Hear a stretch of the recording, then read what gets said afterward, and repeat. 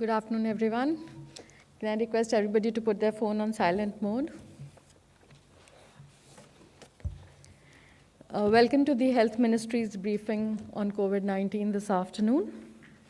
We have with us Shri Rajesh Bhushanji, Secretary Health and Family Welfare, and Dr. Bhargav, DG ICMR.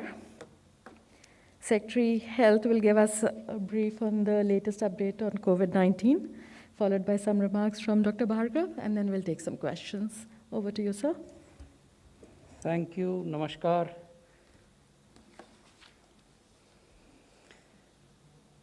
Covid cases की स्थिति हम आपके सामने प्रस्तुत कर रहे हैं। पिछले 24 घंटों में देश में 23,000 के लगभग केसेस रिपोर्ट हुए।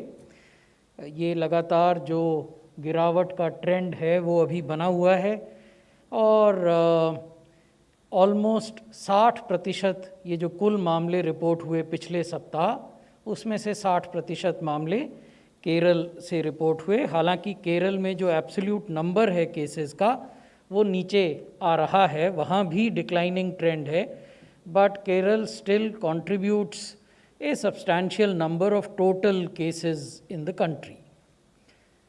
अगर एक्टिव केसेस को देखें तो ये हमने लाल रंग के ग्राफ में दिखाया है। एक्टिव केसेस की संख्या लगातार देश में घट रही है और जो क्यूमुलेटिव रिकवरी रेट है वो लगातार बढ़ रहा है। इस समय ऑलमोस्ट 98% रिकवरी रेट देश में है। यदि हम राज्यों की स्थिति को देखें तो आप ये पाएंगे कि पूर्व की तरह केरल में सबसे अधिक एक्टिव केसेस हैं, 1 लाख से कुछ ज़्यादा, 1,44,000, जो कि देश के एक्टिव केसेस का 52% है। महाराष्ट्र में 40,000 केसेस हैं एक्टिव, तमिलनाडु में 17,000, मिज़ोरम में 16,800, कर्नाटक में 12,000 और आंध्र प्रदेश में 11,000 से कुछ अधिक। तो इस प्रकार जो देश के मानचित्र पर जो राज्य हरे रंग से दिखाए गए हैं वहाँ 10,000 से कम एक्टिव केसेस हैं। इसका अर्थ ये हुआ कि वहाँ जो लोग अस्पतालों में भर्ती हैं या होम आइसोलेशन में हैं अंडर मेडिकल केयर, उनकी संख्या प्रत्येक राज्य में 10,000 से कम है। और फिर जो पीले रंग से राज्य दिखाए हैं वहाँ एक्टिव केसेस 10,000 से 50,000 के बीच में हैं, और फिर ऑरेंज और रेड रंग से जो दिखाए गए हैं वहाँ 50,000 से अधिक या 1 लाख से अधिक मामले हैं। जैसा कि मैंने पहले आपको बताया, 1 लाख से अधिक मामलों वाला केवल एक राज्य है। क्योंकि केसेस की संख्या घट रही है तो हमें पॉजिटिविटी के ट्रेंड को भी देखना चाहिए। तो ये साप्ताहिक पॉजिटिविटी के ट्रेंड हम आपको पिछले 5 माहों के दिखा रहे हैं। इस ट्रेंड का विश्लेषण करने से पहले ये समझना बहुत ज़रूरी है कि आज भी देश में हम प्रतिदिन 15 लाख से लेकर 16 लाख टेस्ट करते हैं। तो ऐसा नहीं है कि टेस्ट्स की संख्या घट गई हो। The number of tests that are done every day has not reduced. It is still between 15 lakh to 16 lakh tests a day. And in that context, the number or the rate of positivity is coming down. दूसरा जो महत्वपूर्ण तथ्य है वो ये कि ये 13वां सप्ताह है लगातार, जबकि साप्ताहिक पॉजिटिविटी 3% से कम रही है। लेकिन हमारा प्रयास होना चाहिए कि ये पॉजिटिविटी और घटे, क्योंकि जब पॉजिटिविटी घटती है और टेस्ट्स की संख्या बढ़ती है उसका अर्थ ये है कि इन्फेक्शन नियंत्रण में है। तो ये सभी राज्यों का प्रयास होना चाहिए, सभी संघ शासित क्षेत्रों का प्रयास होना चाहिए और हम सबका सम्मिलित प्रयास होना चाहिए। एक और जो पॉजिटिव साइन हम देख रहे हैं, हम आपको उन जिलों की जानकारी देते हैं जहां की पॉजिटिविटी 5% से 10% के बीच में है और 10% से ऊपर है।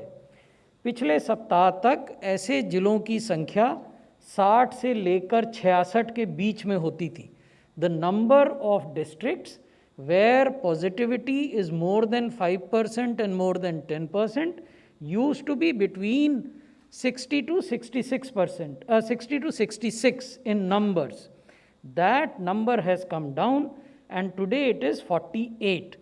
उस 48 की संख्या में 18 ज़िले ऐसे हैं जहां की वीकली पॉजिटिविटी 5% से ज़्यादा है और 10% से कम है। उन ज़िलों का ब्यौरा हमने इस स्लाइड में आपके सामने रखा है और ये 30 ज़िले ऐसे हैं जहां 10% साप्ताहिक पॉजिटिविटी से ज़्यादा है। तो इसका अर्थ ये हुआ कि देश भर में कुल 48 ज़िले ऐसे हैं जिनको विशेष रूप से देखने की आवश्यकता है, वहाँ निगरानी रखने की आवश्यकता है, वहाँ जो कोविड अप्रोप्रिएट बिहेवियर है उस पर विशेष ध्यान देने की ज़रूरत है। ऐसा नहीं है कि बाकी जगह नहीं इस चीज़ों पे ध्यान देना, लेकिन क्योंकि इन ज़िलों में पॉजिटिविटी अपेक्षाकृत अधिक है इसलिए ज़रूरी है कि यहाँ विशेष सावधानी बरती जाए। अब हम वैक्सीनेशन की बात करेंगे। आज सुबह के आंकड़े मैं आपसे शेयर कर रहा हूँ। 88 करोड़ से ज़्यादा वैक्सीन डोजेज़ एडमिनिस्टर की जा चुकी हैं। हमारा ये मानना है कि आज देर रात तक हम 89 करोड़ डोजेज़ एडमिनिस्टर कर देंगे। इनमें से 64 करोड़ से ज़्यादा डोजेज़ पहली डोज़ हैं और 23.70 करोड़ दूसरी डोज़ हैं। अगर कैटेगरी वाइज देखें, श्रेणीवार क्या स्थिति है, तो जो हेल्थ केयर वर्कर्स की श्रेणी है उसमें 99% हेल्थ केयर वर्कर्स को पहला डोज मिल चुका है और जो fully protected health care workers हैं यानी जिन्हें दोनों डोज मिल गए हैं वो 85% हैं।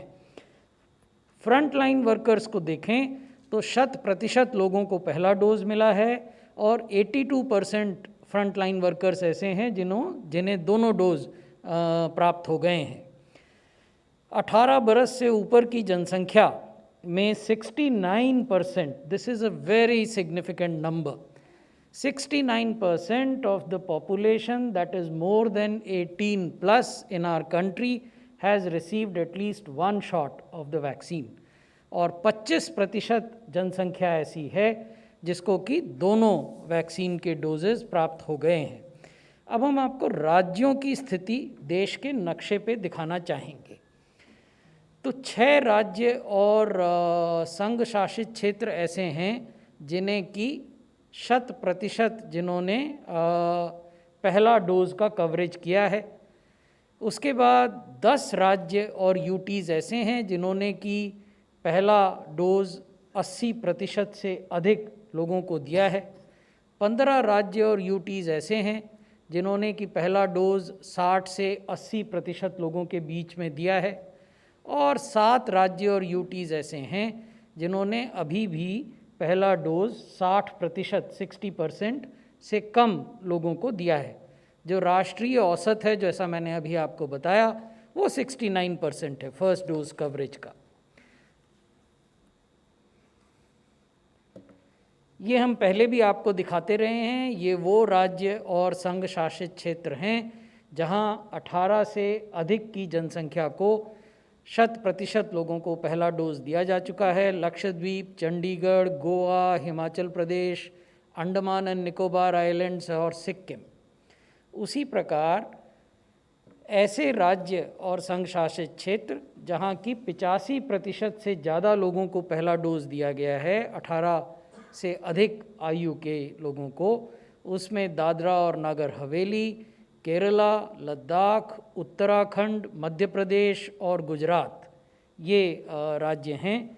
और कहाँ कितने प्रतिशत जनसंख्या को पहला डोज दिया गया वो भी हमने जानकारी आपके साथ साझा की है।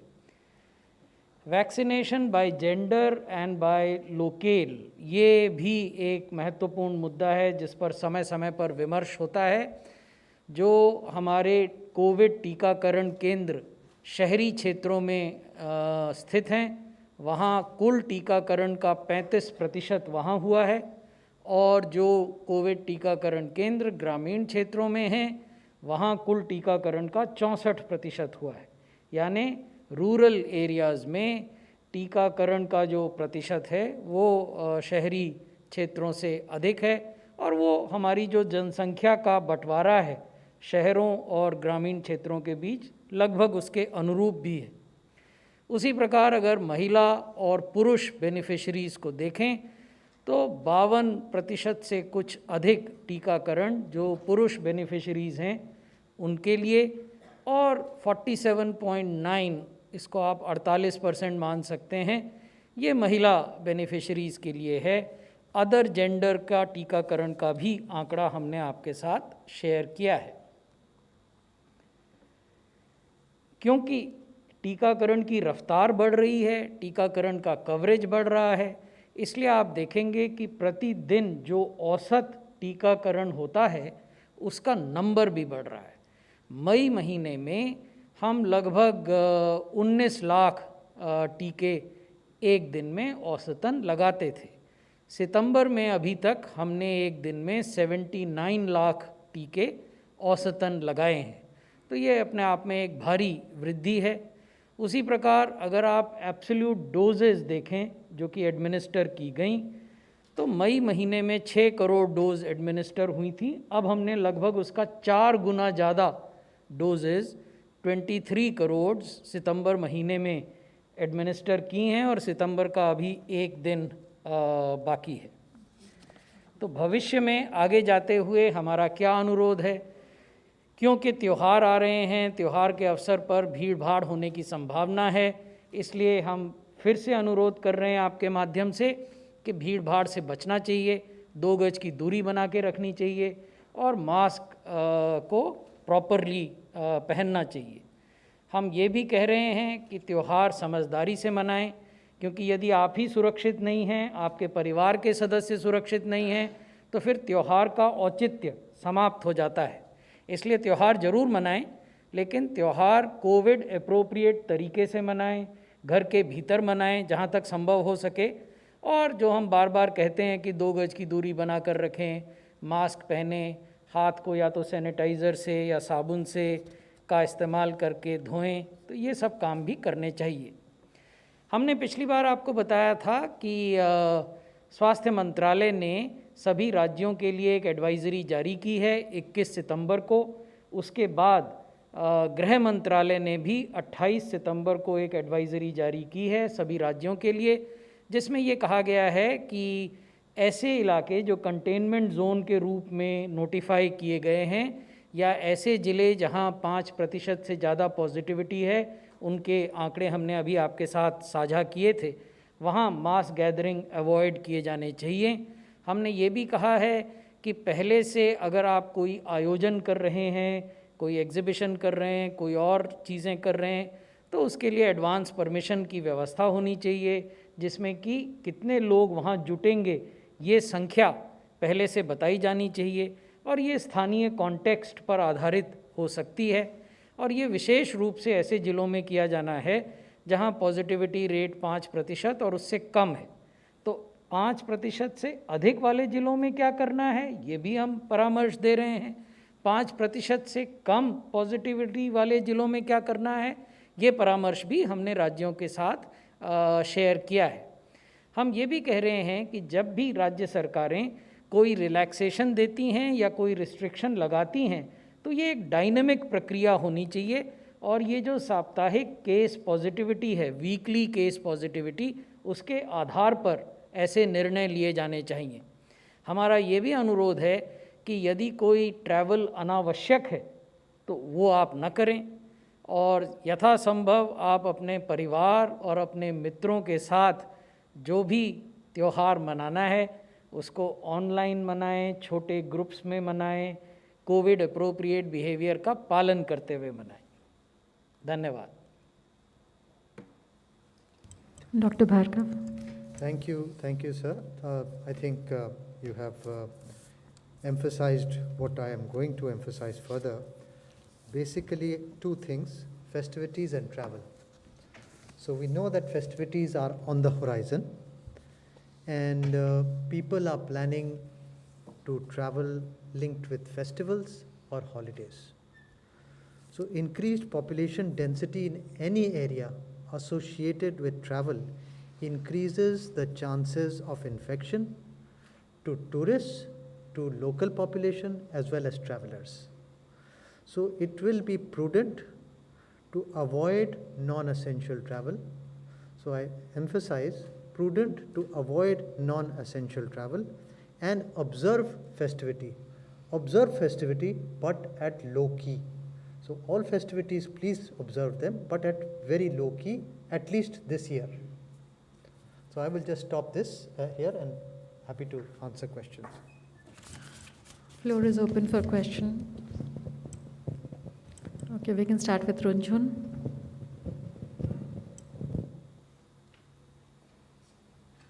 When is Zydus coming to the market, and what is the cost of the vaccine? Is there something to guide it? As you know, Zydus Cadilla's vaccine Zycov-D has been given emergency use approval. So in the short term, it won't come into the market, but it would come into the COVID vaccination program. None of the vaccines are in the market as yet because they are under emergency use authorization. As far as the price of the vaccine at which it will be procured is concerned, we are in conversation with the manufacturers. Since this is a 3-dose vaccine and since it comes with a needle-less delivery system, so it would have a differential pricing than the existing vaccines which are being used in the COVID vaccination program. When is it expected to come in the immunization program? Very shortly. Is there a date that you could give us or a timeline? I would have eagerly given it to you if there was a date, but what I can tell you at this point in time is that it will be introduced very shortly. Number 126, please.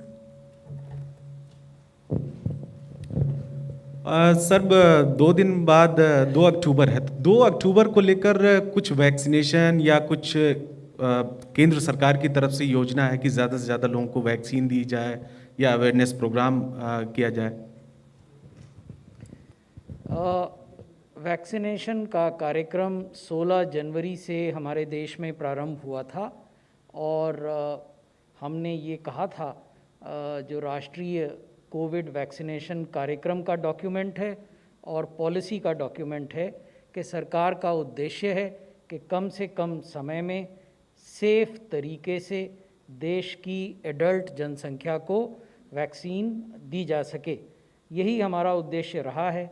हम प्रतिदिन के लिए कोई लक्ष्य निर्धारित नहीं करते हैं, लेकिन हर दिन की जो उपलब्धि होती है और हर राज्य में जो उस दिन की उपलब्धि होती है वो पब्लिक डोमेन में है। आप लोग भी उसको देखते होंगे। एक डैशबोर्ड है जो आरोग्य सेतु ऐप पर आप देख सकते हैं, और नहीं तो कोविन की जो वेबसाइट है उस पर भी वो ऐप रहता है और वो रियल टाइम पर आपको इन्फॉर्मेशन देता है कि किस राज्य में कितना टीकाकरण हुआ है।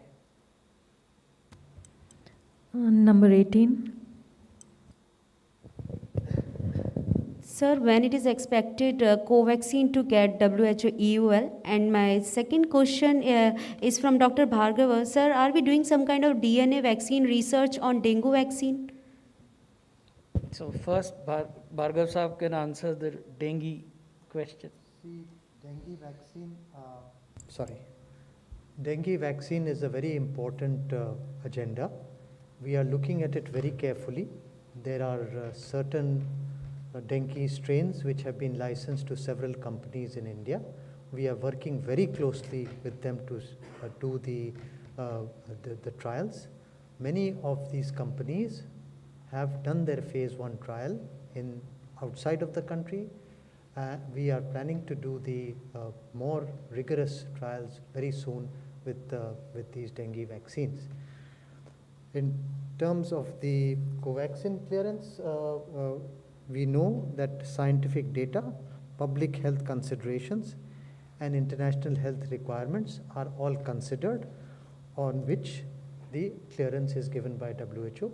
All these have been provided, and these are being looked at, and they will be decided by the World Health Organization accordingly.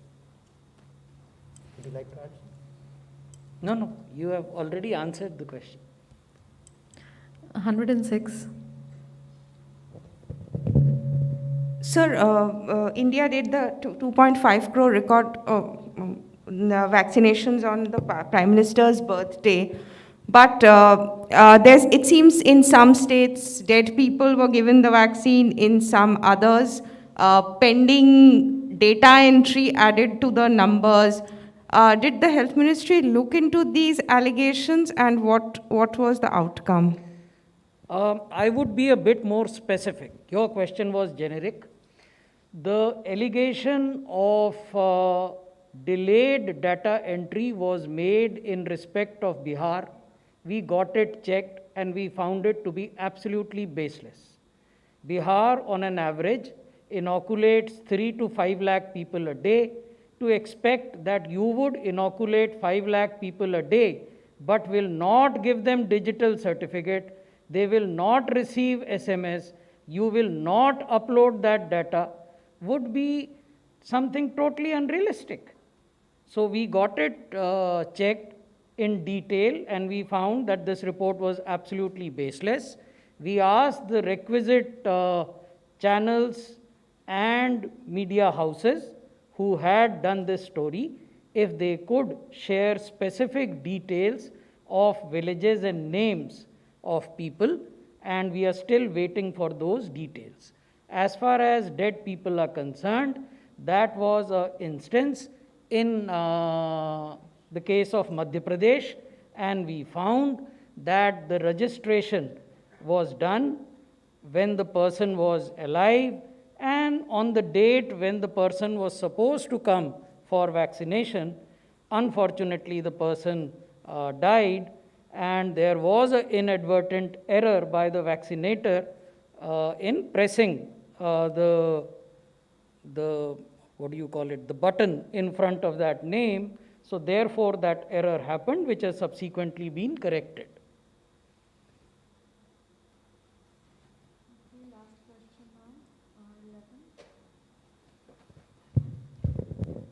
My question to Secretary Sir, we've been looking at data every day where you show us how many healthcare workers and frontline workers get vaccinated. We're still looking at 99% healthcare workers first dose and 85% second dose. So what do you think is the problem? Because healthcare workers were prioritized first in the entire country when the pandemic broke out. In fact, more frontline workers have received first dose than the healthcare workers also. My second question is in continuation. Do you think that healthcare workers who were initially vaccinated would now require booster doses? Because we've seen that there is waning immunity after vaccination after some months. The second part of your question, I would request Dr. Bhargav to answer. But the first part, we have also taken this up with the states. There are certain specific states where the second dose coverage is on the lower side, and we have drawn their attention, and we have provided a facility in the CoWIN system where line listing of people who have missed their second dose can be generated. So states have got those lists and they are looking at these people and trying to ensure that second dose is given to these people. And about the booster, I think Dr. Bhargav would be the right person. Okay. I think currently I would say that the talk of booster is not pertinent, and I said this last time also. The call of the hour is to give the 2-dose vaccination, or which we call as full vaccination, covering the entire adult population. That has to be the goal, that is the agenda, and that has to be continued.